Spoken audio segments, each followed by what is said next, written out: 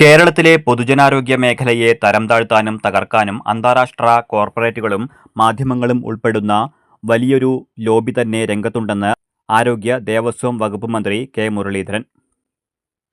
കഴിഞ്ഞ 10 വർഷത്തിനിടയിൽ കേരളത്തിലെ ചില പ്രമുഖ സ്വകാര്യ ആശുപത്രികൾ അമേരിക്കൻ കമ്പനികൾ ഏറ്റെടുത്തു കഴിഞ്ഞതായും ഇതിന്റെ തുടർച്ചയായാണ് സർക്കാർ ആശുപത്രികളെ മോശമായി ചിത്രീകരിക്കാനുള്ള ബോധപൂർവമായ ശ്രമങ്ങൾ നടക്കുന്നതെന്നും അദ്ദേഹം ആരോപിച്ചു.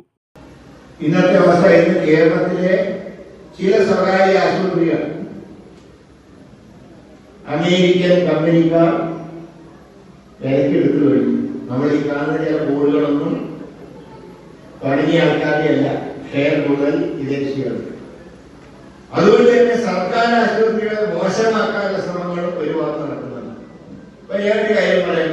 കഴിഞ്ഞ ദിവസം നെയ്യാറ്റിക്കര ആശുപത്രിയിലെ ഒരു രോഗി മരിച്ച സംഭവം ശരിയാണ്.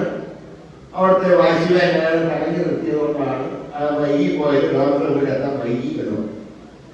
ആ സ്പോട്ടിൽ തന്നെ ആ വാച്ച്മാൻ തിരിച്ചു. ഒരു 4 അംഗ കമ്മിറ്റിയെ അപ്പം തന്നെ ചുമതലപ്പെടുത്തി. DHSനെയും അതുപോലെ DMO, ആശുപത്രി സൂപ്രണ്ട്, മെഡിക്കൽ കോളേജിലെ ഡിപ്പാർട്ട്മെന്റ് ഹെഡ് 4 പേരെ വെച്ചു. പുറത്താക്കേണ്ട ജീവനക്കാരെ പുറത്താക്കി ആക്ഷൻ കൈകൊണ്ടു. പക്ഷെ അതിനെ കുറിച്ചുള്ള എഴുത്ത് ഇന്നും പത്രത്തിലുണ്ട്. എന്നാൽ അതേ സമയത്ത് ഒരു സ്വകാര്യ ആശുപത്രിയിൽ കണ്ണൂരിലെ ഒരു 1.5 വയസ്സുള്ള കുട്ടി മരണം. ആ കുട്ടി മരിച്ചതിനെ കുറിച്ച് ഒരു വലിയൊരു നിലപാടുണ്ട്. അതിന്റെ അർത്ഥം മാധ്യമങ്ങളെ പോലും സ്വാധീനിച്ചുകൊണ്ട് സ്വകാര്യ മേഖല